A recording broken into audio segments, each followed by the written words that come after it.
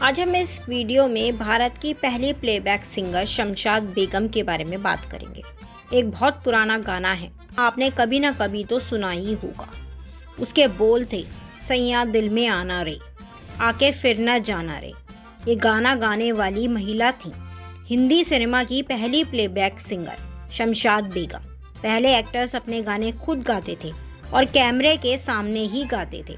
शमशाद बेगम वो पहली गायिका थीं जिन्होंने दूसरी एक्ट्रेसेस को अपनी आवाज़ दी थी। करीब 4000 गीत गाने वाली शमशाद बेगम का वो रुतबा था कि शुरुआती दिनों में लता मंगेशकर और आशा भोसले से भी इन्हीं की तरह गाने को कहा जाता था। ये अपने ज़माने की सबसे महंगी गायिका थी। उन दिनों जब एक गाने के लिए सिंगर्स को 50 से 100 रुपए के बीच कहीं मिला करते थे, उस दौर में शमशाद बेगम एक गाने के 1000 रुपए लेती थी। कई फिल्म मेकर्स तो उन्हें अपनी फिल्मों के लिए अफोर्ड ही नहीं कर पाते थे। शमशाद बेगम एक कंजर्वेटिव मुस्लिम फैमिली से थी।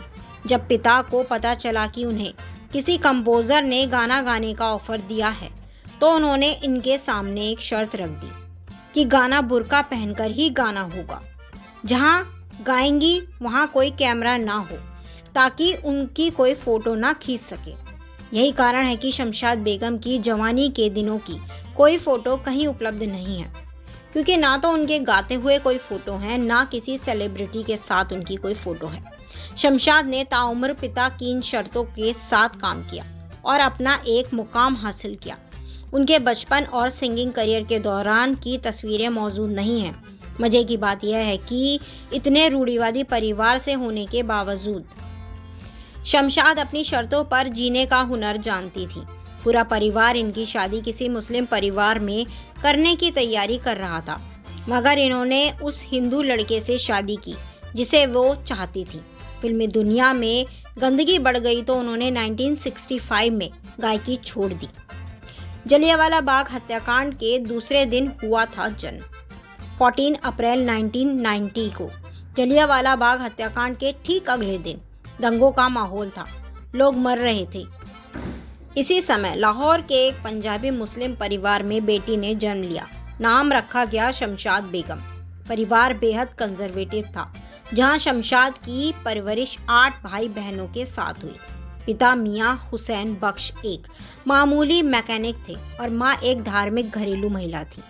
5 साल की उम्र में प्रिंसिपल ने परखा टैलेंट। जैसे ही शमशाद का दाखिला स्कूल में करवाया गया तो उनकी गुमनामी आवाज़ स्कूल के प्रिंसिपल को भा गई। 5 साल की शमशाद को स्कूल प्रेयर में हेड सिंगर की जगह मिली। 10 साल की उम्र में उन्हें स्कूल के कल्चरल प्रोग्राम और शादियों में लोकगीत गाने का मौका मिलने लगा। सुरीली आवाज़ और सुरों की ऐसी धनी थी कि बिना किसी प्रोफेशनल ट्रेनिंग के भी इन्हें सुनने वालों की भीड़ लग जाया करती थी। 1 साल तक लोगों की तालियों के बीच गाती बेटी पिता को खटकने लगी। पिता इनकी सिंगिंग करियर के सख्त खिलाफ हो गए, लेकिन उन्होंने गाना जारी रखा। चाचा ने पूरे परिवार के खिलाफ जाकर किया था सपोर्ट। शमशाद के चाचा आमिर खान, ये आमिर खान वो नहीं है जो आप सोच रहे हैं, ये शमशाद बेगम के चाचा आमिर खान हैं, को गज़लों और संगीत का बड़ा शौक था। वो जानते थे कि शमशाद के पास जो टैलेंट है वो आम बात नहीं है। उनके चाचा आमिर एक दिन घरवालों की नज़र से छिपाते हुए उन्हें जेनोफोन म्यूज़िक कंपनी ले गए, जहां उस समय ऑडिशन चल रहा था। ये शमशाद का पहला ऑडिशन था। उन्होंने इसके लिए बहादुर शाह जफर की गज़ल मेरा यार मुझे मिले अगर गाना शुरू किया। सुनने वालों में उस जमाने के मशहूर म्यूज़िक कंपोज़र मास्टर गुलाम हैदर मौजूद थे। आवाज़ सुनते ही गुलाम हैदर ने उन्हें 12 गानों का कॉन्ट्रैक्ट थमा दिया। बात खुशी और जश्न की थी, लेकिन परिवार के लिए ये उनके सम्मान पर चोट थी। परिवार के जुनून की जंग और पिता की शर्त। जब शमशाद को गाने मिले तो चाचा खूब खुश हुए, लेकिन जैसे ही ये बात पिता मियां बख्श के कानों में पड़ी तो घर में हंगामा हो गया। पिता ने साफ इनकार कर दिया कि घर की लड़कियां बाहर जाकर गाना नहीं गाएंगी। चाचा आमिर खान ने पिता को समझाया कि लड़की की आवाज़ गॉड गिफ्टेड है, इसे बर्बाद मत करो। बात बन गई, लेकिन एक मुश्किल शर्त लगाई गई। शर्त थी कि शमशाद को बुर्का पहनकर ही गाना रिकॉर्ड करना होगा। किसी फंक्शन या पार्टी में शामिल नहीं होंगी जिससे कोई उनकी शक्ल ना देखे। तस्वीर क्लिक करवाने की भी पाबंदी थी जिससे अखबारों में उन्हें कोई बुर्के के साथ भी न देखे। फीस थी महज 15 रुपए, लेकिन इनाम में मिले 5000। गुलाम हैदर के लिए हर गाना रिकॉर्ड करने पर शमशाद को 15 रुपए मिलते थे। ऐसे में उन्हें 12 गानों के लिए 180 रुपए मिले। ये 1932 में बहुत बड़ी रकम हुआ करती थी। शमशाद ने इतनी खूबसूरती से गाने रिकॉर्ड किए कि उन्हें इनाम में ही 5000 रुपए मिले। जेनोफोन म्यूजिक कंपनी ज़्यादातर अपने गानों को हाई सोसाइटी के लोगों तक पहुंचाती थी। ऐसे में शमशाद को एलिट वर्ग के लोगों के बीच खूब पॉपुलैरिटी मिली। हिंदू मुस्लिम दंगों के बीच एक हिंदू लड़के को दिल दे बैठी थी 13 साल की शमशाद। गाने के सिलसिले में शमशाद का बाहर आना जाना लगा रहता था। आस पड़ोस के लोग भी उनके गाने सुनते थे। इनके पड़ोस में रहने वाला गणपत लाल बट्टो भी इनका प्रशंसक था। एक दिन दोनों की बात शुरू हुई, फिर दोस्ती हो गई। बातचीत का सिलसिला बढ़ा और फिर मोहब्बत हो गई। ये जानते हुए कि परिवार इसके लिए राजी नहीं होगा, शमशाद ने हिंदू गणपत से शादी करने का फैसला कर लिया। देश में पहले ही हिंदू मुस्लिम के बीच दंगे थे। सिर्फ धर्म ही नहीं बल्कि दोनों की उम्र में भी बड़ा फासला था।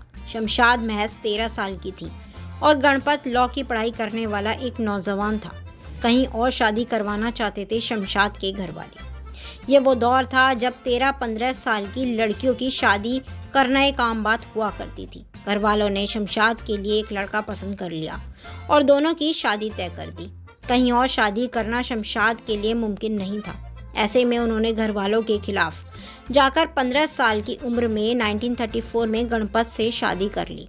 परिवार वाले खूब नाराज हुए, लेकिन शमशाद अपनी मर्जी से जिंदगी जीना चाहती थी। शादी के बाद दोनों ने अपने धर्मों के साथ ही जिंदगी जी। कुछ समय बाद शमशाद ने बेटी उषा को जन्म दिया। फिल्मों में काम मिला तो पिता ने दी धमकी। फिल्म प्रोड्यूसर 30 के दशक के आखिर में शमशाद को अपनी फिल्म में हीरोइन बनाना चाहते थे। शमशाद को हीरोइन बनने के ऑफर से बेहद खुशी मिली, लेकिन फिर पिता इसके आड़े आ गए। पिता खूब नाराज हुए। घर में फिर हंगामे शुरू हो गए। जब शमशाद अड़ गईं तो पिता ने धमकी दी कि अगर फिल्मों में वो गईं तो उन्हें गाने की इजाज़त भी नहीं दी जाएगी।